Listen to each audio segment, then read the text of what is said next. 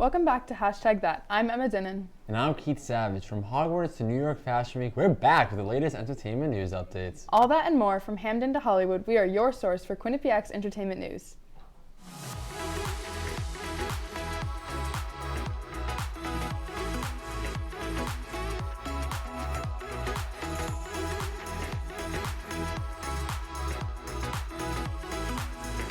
From Hamden to Hollywood, we are your source for Quinnipiac's entertainment news.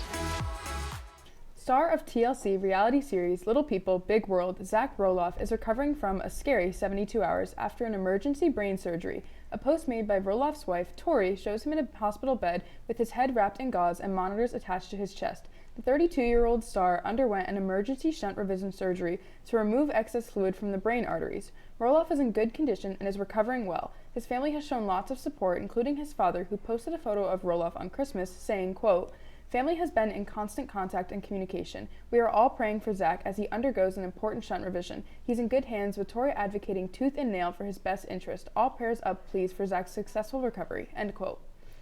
Alton Holker, the wife of Steven Twitch Boss, is attempting to gain half of their community property royalties work from Disney and the Screen Actors Guild that Boss had. All this comes after he passed away without a will in December. The filing says that Boss's net worth was NIL, so for that reason, that assets stated in the petition are, quote, by virtue of the fact that they were acquired during the marriage, quote. The two married in December 2013 and shared 3 children together. Valentine's Day preparations are in full swing, and the Kardashians are no exception. On Friday, Northwest showed the world how she is celebrating by posting a TikTok of a note she wrote for her mother, Kim Kardashian, simply saying, "Love you," with a heart. The video is captioned 4 more days until Valentine's Day and shows a collection of pink and red goodies. The video was posted on Kim and North's popular TikTok account that has gained over 14 million followers since its start in November of 2021. The two post lots of content consisting of silly lip-singing videos and fun dances they do together. Since the start of the account, Kim has kept all the comment sections off in order to protect North and let her have fun without the judgment of the public eye. Actress Emma Roberts' 2-year-old son Rose's face was shown for the first time after her mother posted the child for his birthday without Roberts' permission. The Scream Queen star reposted the Instagram post on her story saying, quote, "Putting your mom post your son's face without asking, but you love them both, so whatever," end quote. As her mother Kelly jokingly posted a screenshot of Robert's story saying, quote, "The battle continues, I love you, touche," quote. The father of Rose is Friday Night Lights star actor Garrett Holman. Haley Ruscio has an inside look at Quinnipiac's a cappella groups, The Legends, rode to compete at the International Competition of A Cappella in Boston. Let's take a look. Hey Hashtag, I am at the Sherman Music Building visiting the QU Legends a cappella group as they prepare for a competition later this week. They are currently preparing for the ICCA quarterfinals being held in Boston. I had the opportunity to talk to a few of the members about their process and why they love the QU Legends so much. The Quinnipiac Legends a cappella is the university's only a cappella group on campus. This is actually our 10-year anniversary of being a group. Most people know music as a voice with instruments like drums or a saxophone or a guitar in the background. A cappella is just strictly voice, so we don't have any sort of percussion or instruments behind us when we sing. Our voices are kind of mocking the instruments. But it's gone, gone, gone. Nice. It's gone, gone, gone. I wish this love on anybody. Typical rehearsal, it's about 2 hours, and we warm up. We run vocals mostly, but especially for the competition season, we do work on some choreographed dance number type stuff. ICCA is an intercollegiate a cappella competition. If you've ever seen the movie Pitch Perfect, that is the competition. It is a real thing where a bunch of a cappella groups from around the country compete against each other, come together, and share their love of music. If you win one round, then you move on and you advance until eventually there's a finals. So last year we placed first at the Northeast quarterfinal, and we were fortunate enough to move on to the semifinal round, and we performed at Berkeley.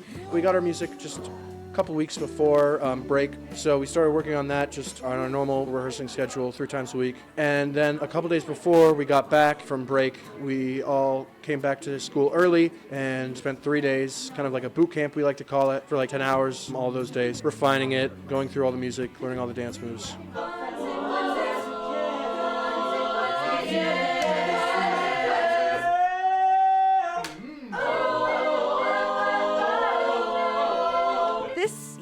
kind of wanted a theme that was subtle. We found one song that we really loved, and that's Consequences by Years and Years, and we based our set off of that song. So Consequences, it's about forbidden love, and that's what made us decide to have like a heartbreak ballad, Anybody Else, which moves into Jessie J's I Want Love. So we kind of created this reality of what love looks like in our set. I'd say I love the Legends because it gives us all an opportunity to express ourselves musically in ways that otherwise we wouldn't really be able to. Since none of us are music majors, it's kind of just an escape for us and pursue a passion we all share. I decided to join the Quinnipiac Legends because as a nervous freshman, I really wanted a second home or a second family that I could do what I loved with. My entire life, I've always loved singing, I've always loved performing, so being able to have a group where I can do that, that was what I wanted, and it was the best decision I ever made at Quinnipiac. I need your love. Thank you to the QU Legends for allowing us to get an inside look into what the rehearsal process looks like. We'll be right back after this commercial break.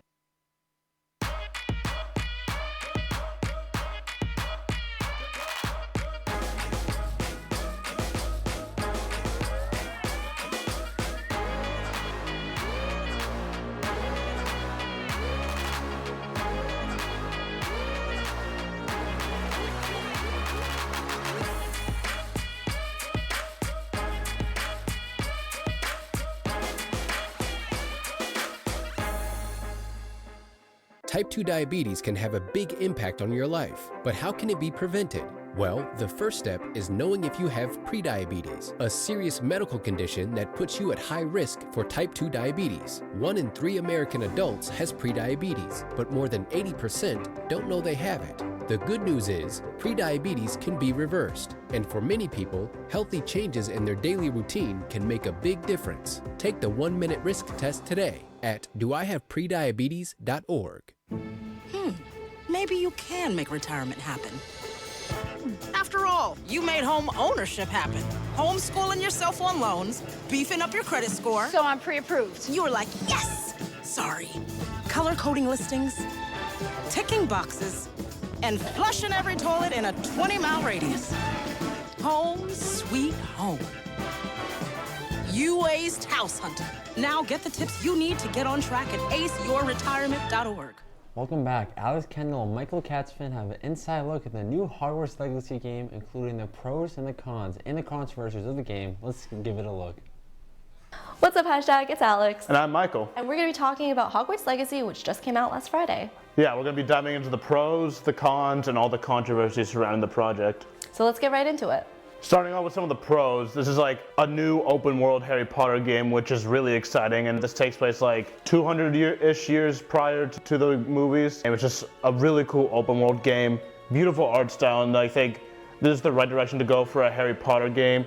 The other Harry Potter games we've had has been like direct pastes from the movies, so it's like a set story, but like this, you get to do your own thing while still following a cohesive story. Plenty of customization in the room requirement to all the different avatars you can create and all the spells you can create, like 16 spells. And also, it looks so natural when you just cast a spell on that. Like, I thought it was just gonna look cheesy, but like they actually did really good with this. I think this is a really good step for Harry Potter gaming. I do have to agree with you that having an open world is super fun and there's a lot of stuff that you can explore in it, but because it's an open world, there are also a lot of glitches and things that go wrong with it. So for example, something that's been happening a lot because it's an open world game is that there are a lot of little mini loading screens with these tiny little pauses in between your game as you're waiting to go through a single door. Another annoying thing that players have ran into is the drops in frame rate because of so much stuff that needs to get rendered in because of the open world. It really takes you out of the experience of the game and just breaks reality in a sense that can be really frustrating for normal players, because depending on what you play on, that can affect your gameplay, because on PC, the game runs very poorly in comparison to PS5 where it runs much smoother. On top of the cons you just listed, the game has been facing major controversy due to J.K. Rowling. In recent years, she's been making very questionable comments towards the trans community, which has led to people boycotting the game and leaving angry reviews. Several sites were promised early access to the game so they could review it before the release, but at the last minute, they were stripped of early access codes. And on top of everything that you just talked about, there's also been a lot of backlash towards people who actually wanted to play the game for what it is. So it's really unfortunate that all these people are kind of getting sucked into the negative aspect of this game, when for the most part, this game has gotten mostly positive reviews, with IGN giving it a 9 out of 10.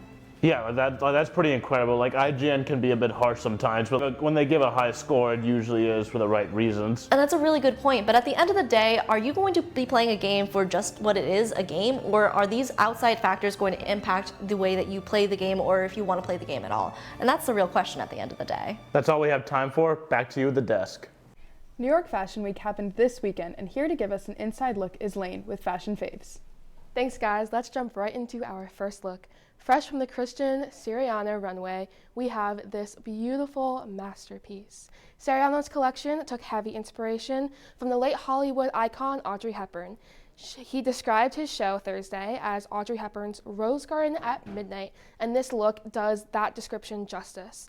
With the dress's timeless silhouette and dramatic arm pieces, this piece will sure to turn heads. The jarring difference from the matte black to the silky off-white ruching gives the much-needed look of texture and showcases the level of design artistry that went into creating such a high-level fashion piece. The bold red lip and simple yet sophisticated jewelry adds to the classiness of this look.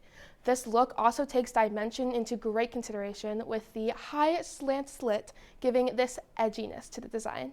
Switching gears to a celebrity fashion look, one of my favorites so far has been Elizabeth Gillies attending the Patbo's runway show.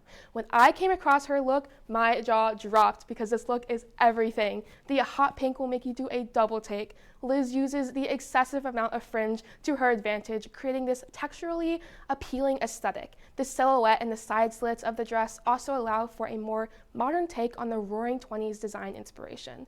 The cohesiveness of the pearls throughout the design of this piece again build this on this timeless look, and it also needs to be said that the color of her heels matches the color of her dress perfectly, as do the pearl earrings with her pearled up dress straps. As Liz said herself on her Instagram story the other day, quote, "It's giving, you're late for dinner after mommy spent all day preparing this beautiful meal," end quote.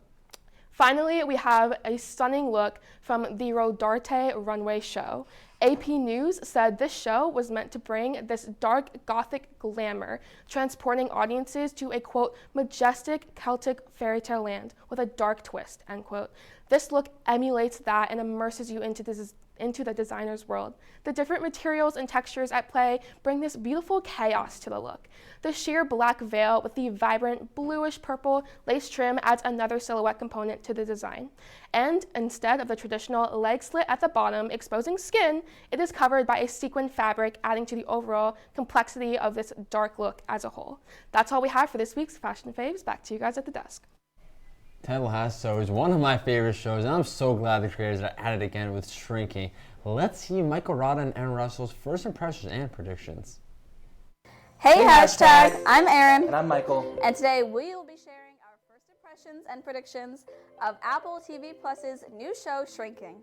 It's a comedy about therapy and grief, and it stars Jason Segel and Harrison Ford. 4 episodes have been released, so let's jump right into it. This show was written by Ted Lasso's Brett Goldstein, and just like that show, it explores themes of grief and loss. In Ted Lasso, it explores Ted dealing with the divorce of his wife, and in Shrinking, it explores Jimmy processing the death of his wife. One thing that I really appreciate is Goldstein incorporating another theme about grief that we don't see very often, and that is a year after the death of the mom and wife, Tia, Jimmy and his daughter do not have a good relationship. They barely see each other. They don't, have family dinners, and they're not comfortable talking with each other on a regular basis. And this is one of the main things that Jimmy himself is dealing with and really struggles trying to fix and resolve his poor relationship with his daughter Alice. That's actually one of the main reasons that Jimmy is struggling himself. So what do you think is going to happen the rest of the season? Well, I thought with the short interaction Gabby and Sean had, they had a lot of chemistry. With Gabby's recent divorce, I think it would be a really good storyline for them to do, and I don't know where else Sean's story would go but that, so that's what I think is going to happen in the next couple episodes. I predict that Paul, Jimmy's friend, from the therapist's office, as we know, he has Parkinson's but hasn't told his daughter yet. I predict that he's going to either get into a car crash or have some accident relating to his disease, and will be forced to tell his daughter, which we can see so far how uncomfortable he is with that topic right now, especially in the last episode about how he was going to tell her and then he didn't. I also think that Jimmy is going to start to have a relationship with Paul's daughter. I think just the scene they had together, they also had a lot of chemistry. I also think since Paul was really involved with his life and his daughter doing those secret therapy sessions, I think that Jimmy's going to have kind of that effect in his life, and she'll kind of help him deal with the stuff in his life. That's a wrap on our first impressions and predictions about shrinking. I don't think that many kids in my son's school even do it. He makes fun of his friend who vapes. He would never try it. She's into soccer. She's on the honor roll. She's just not the type. No way. No way. No way. No way, my kid would never vape. Get your head out of the cloud. Today, nearly 8,000 kids will start vaping, maybe even yours. Learn about the dangers at talkaboutvaping.org. Meet the scan, a simple procedure whose mission is to detect lung cancer early.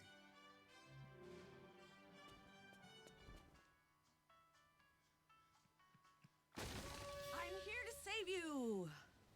But I feel fine. That's great, but you may still be at high risk for lung cancer. Oh man, that's a new fence. If you smoke, early detection could save your life. Learn more at savedbythescan.org. I think it's just vapor with flavor. It won't hurt my kid like cigarettes, right? Vaping is safer than smoking, isn't it? There's really not even that much nicotine in them, right? My kid? My kid knows it's dangerous. Get your head out of the cloud. Today, nearly 8,000 kids will start vaping, maybe even yours.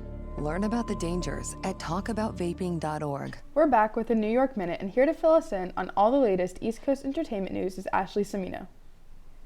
Thanks, guys. Jumping right into the first story, on January 12th, the editors behind the renowned show Saturday Night Live announced that they are preparing for a strike. This anger comes after they unionized with Motion Picture Editors Guild last October and lack of an agreement between the workers and NBC about work hours, criticism on their production, and quote-unquote healthcare plans. SNL cast members came out to support on the end of February 3rd's episode with actors James Austin Johnson and Colin Jost wearing quote-unquote contract now t-shirts. Currently, the show is on a 2-week break, but according to a source, everybody is ready to strike when necessary. Will the editors of SNL finalize the agreement they deserve? What will the impact of SNL crew speaking out entail for the future of the show? I think that this is going to have a pretty big impact. I mean, SNL is a huge show with lots of special guests and big actors, so I think that the crew and the cast making this big effort and big strike is going to get a lot of media coverage and really make a big impact in Hollywood. Yeah, definitely will. SNL isn't as big as it once was, but everyone knows the name SNL. Compared to the actors that were once there, I could see maybe bigger people saying how the issue is key right now, but it's going to be a whole domino effect, I think. Yeah. Ashley, what do you think? SNL is a huge show, but it's at midnight, so it's really not as much as I feel like it used to be. So something could happen, and just the future of SNL could be very shaky. Okay, next story. The 2016 Oscar-winning movie La La Land is making a transition from Hollywood to the Broadway stage. The film stars lead actors Emma Stone and Ryan Gosling, who Emma Stone plays an aspiring actress and Ryan Gosling plays a jazz musician, and they fall in love and make their dreams of moving to Los Angeles come true. The talk of the movie being made into a theater production is confirmed, but no premiere date has been set yet. The lead producer of the play, Mark Platt, excitedly states, "I'm thrilled to reunite with Lionsgate and the incredible team behind La La Land to adapt the movie for the Broadway stage. The next chapter is exciting in its evolution." Do you think the Broadway play will be a success in the music world? I think it has the opportunity to be very successful because the movie was huge. You had 2 great actors and the supporting cast is also great. But I think it has the opportunity to be big in Broadway. Yeah, I totally agree. And Mark Platt, obviously, he did the adaptation of Dear Evan Hansen from the musical on Broadway into the movie, and that did really well. So I think he obviously has the experience to be able to move a movie into Broadway. And like you said, such big actors and a great soundtrack that I think it'll do really well on the stage. Ashley, what are your thoughts? I agree. I remember watching La La Land, and it was really popular, and I liked it a lot. So I think it becoming a Broadway play is going to be very successful and something I would want to watch. The next story, famous show, The Late Late Show with James Corden, is getting canceled following Corden's announcement to leave CBS several months ago. In turn, the hugely popular talk show At Midnight with Stephen Colbert is making a return in NBC. It formerly was on Comedy Central on weeknights at midnight. From 2013 to 2017, it ran 600 episodes. It is set to provide a game show and interview celebrities. What will the future of James Corden hold? Will the revival of At Midnight achieve the same success as the previous late night shows? I think that it's going to have a super big hold. I mean, the Stephen Colbert Show was huge. I mean, he had tons of special guests and lots of big name celebrities on there. And people are definitely watching TV at that time at night. I mean, everyone's always awake. So I think that it's going to have a huge impact and will really do just as well as the James Corden Show. Yeah, I think that's an opportunity to be very big. One thing I didn't like about the Corden Show, he didn't actually drive the car while interviewing people. I wish that pact stayed intact. But Stephen Colbert, I think he's going to do a great job. But Ashley, what do you think? I agree. I've never heard of At Midnight, so I feel like it's going to be a cool show to watch later. James Corden, best of luck to wherever he's going to. But yeah, I would like to see what he does later on. Okay, anyways, that's all I have for this week's New York Minute. We'll be right back after this commercial break.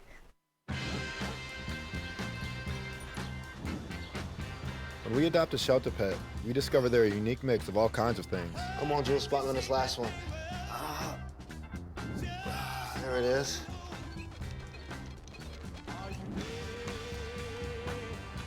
Keep going with it. Leo. They're a little bit of a lot of things, but they're all pure love. Honey, what I think you need is a socket wrench. I played JV basketball. I'm sorry. I don't think it looks right. This is good, and it's all good, baby. Is it really all good?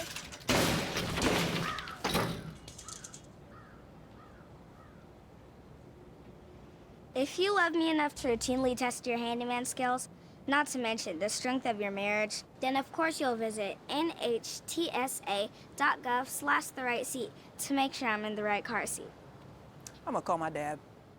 I know what you're thinking. I need a job. I need a new career. Well, I've been there. I've been there. I've been there. I wasn't happy with what I was doing. After high school, I didn't have a plan. I just wanted to start working. I got laid off twice, but you gotta keep going. You just need the right skills. Find an apprenticeship. I found a 2-year IT program. I found a medical course online. I'm now a consultant in the tech space. You have more options than you think. You can do this. You will find something. You will find something new.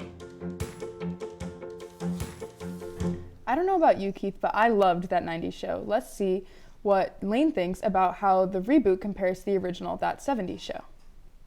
Hey hashtag, it's Lane. The classic sitcom That 70s Show has recently come full circle this year with the spin-off series That 90s Show, which just released on Netflix last month.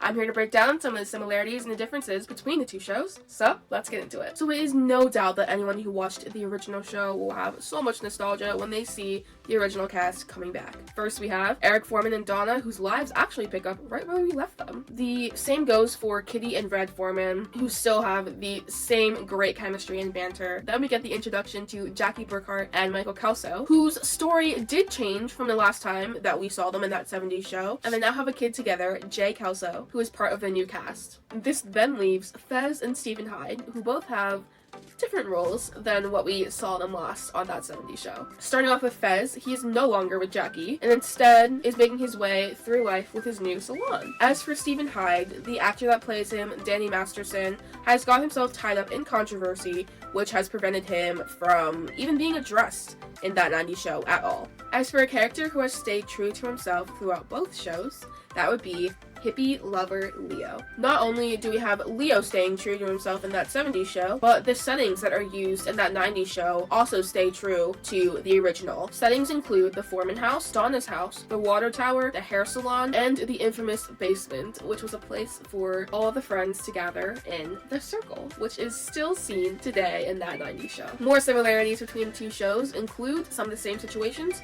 from That 70s Show being integrated into That 90s Show. This includes the Fez versus versus Fenton showdown, the Vista Cruiser being a huge symbol, and the iconic fantasy sequences. For the differences, there was a lot to be said about the overall diversity of the new cast, with Gwen being of mixed race and Ozzy being of Asian descent and gay. Next, of course, is the fashion. That 90s show is going for a grungy patterns and plaids aesthetic, where that 70s show was the disco era with flare pants and vests. Lastly, we see a huge jump between technology used from the original show to that 90s show. In the original show, they were just figuring out how to use a tape recorder for TV shows, and now in that 90s show, they are being introduced to computers and the internet. Two completely different worlds. So those are some of the similarities and the differences that we picked up on. Tonight, we'll be discussing the best and worst commercials from the Super Bowl last night. First up is the Doritos commercial. I thought this one was really good, actually. It was Jack Harlow, and it was basically like he made like the triangle, like the instrument, like the biggest hit now, and I thought it was really funny. And like the Elton John, he had like a giant triangle that he was playing, and I was really entertained by it. I thought it was creative. Yeah, that was pretty funny. I was always a big fan of Jack Harlow. I thought it was pretty funny with the triangle. Going back to talk about SNL earlier, this little SNL right there, Will Ferrell right there. I thought overall that was a funny one to do, and I thought that was one of the best commercials overall from the Super Bowl. I completely agree. Next up, we have the T-Mobile commercial. I thought this one was funny. It had John Travolta singing and some other big stars in it, and I also thought that it was just like, it was cheeky, it was fun, like it was nothing like super lighthearted, and I thought you can't go wrong with singing Grease. Yeah, I can't go wrong at all saying that at all. And that, another one, major success. All of these commercials, some of the favorite ones that we had, and I thought it was a great one. John Travolta is one of the most creative dudes you can see around, and he did a great job. And the next commercial I also liked was The Flash. The trailer overall, that's going to be a big movie, and I think the success is going to continue overall. One of my favorite dudes in the movie is Ben Affleck. I'm a fellow Bostonian. Ben Affleck, it's always a guy I love to see on the big screen, and I can't wait to see that. Yeah, I definitely thought the Flash trailer was cool. Big into DC, like I think it's going to be a super big movie. I mean, we haven't seen a Flash movie in a while, so I think that this will be like a big add-on, but I know there is a lot of controversy surrounding the Flash actor with Ezra Miller and everything, so I think it'll be very interesting to see the direction that it takes when the movie comes out, but I do think it'll be a great movie. And next up, we have the Skechers commercial. I thought this one was really funny. It's Snoop Dogg and Martha Stewart. I mean, our iconic duo, you can't go wrong. The two most unexpected people ever to be together. But I loved seeing this one. Again, just a fun, lighthearted commercial for sneakers. I mean, you can't go wrong with it. Yeah, that duo right there is the lead. Snoop Dogg and Martha Stewart, so funny together. It's never any bad things with them together. It's always something you can laugh about. You don't have to be too worried that it's going to be boring or anything. Martha Stewart and Snoop Dogg, one of the favorite duos overall in the United States. You can't ask for much more from them too. It's just comedy. Exactly. So our last commercial we're going to talk about is the GMC commercial. This was by far my favorite commercial of the whole Super Bowl. I thought it was just so creative, and it had Will Ferrell like driving around in a GMC car, and he's going through like all of these different famous movie sets. It kind of starts off with The Walking Dead, and then I know he went into like Stranger Things where he was dressed up as like 11, and there was just super funny, and it was totally star-studded. There was so many different Hollywood actors, and I thought it was one of my favorites to see everyone come together for that. Yeah, Will Ferrell is just a creative guy, always trying out different things. He's never scared to try out a different role. You see him once on baseball, he tried to play every position they had, and overall acting. Let's try to do as many different roles as possible. Stranger Things, Walking Dead. Overall, the most time you see GMC and these other places do good commercials. But now, moving on to our new artist to watch. This guy has been pretty well known since the mid-2010s, but he has changed his music completely since being an internet sensation. But my new artist to watch is Jacob Sartorius. Yes, the man who sang Sweatshirts 6 years ago is rarely talented. His songs Fair Intimacy, Worth It, and Sleep When I'm Dead are some of my favorites that have been released in the last year. He's really talented. He's going to continue to improve, and I believe Sartorius is going to make a comeback into the spotlight in the future of the years. New band on the rise, Ed Chill, is my artist to watch for this week. The small band originated on TikTok and has a little under 50,000 monthly listeners on Spotify. The band only has 3 singles, and their newest one was released on TikTok, and it's called Look Around, and it just came out this past month. And I just think that the small indie band has like a lot of promise. Their music kind of brings together the sounds of bands like Peach Pit and the Backseat Lovers, and they're definitely one to look out for. That's all we have for this week on #that. Make sure to follow us on our social media accounts to stay up to date. I'm Keith Savage. And I'm Emma Dinnan. Thank you for watching. From #that, from the producers to the talent and everyone working hard behind the scenes, thank you for watching. We will see you again next week.